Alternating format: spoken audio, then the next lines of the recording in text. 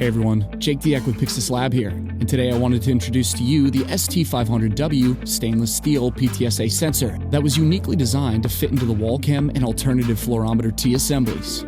Specifically designed for use in industrial cooling and process water treatment applications, the ST-500W's internal design and function is identical to the world-class ST-500 series of inline PTSA sensors, offering a proprietary design for direct measurement of PTSA at a range of 0 to 300 ppb while simultaneously compensating for sample turbidity and color.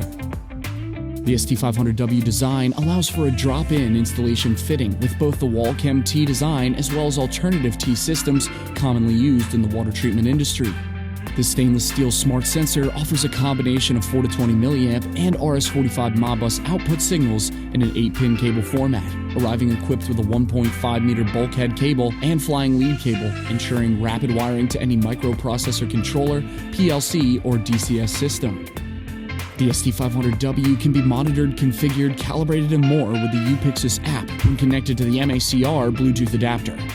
To learn more, contact us at order@pyxis-lab.com or find the sensor online at www.pyxis-lab.com.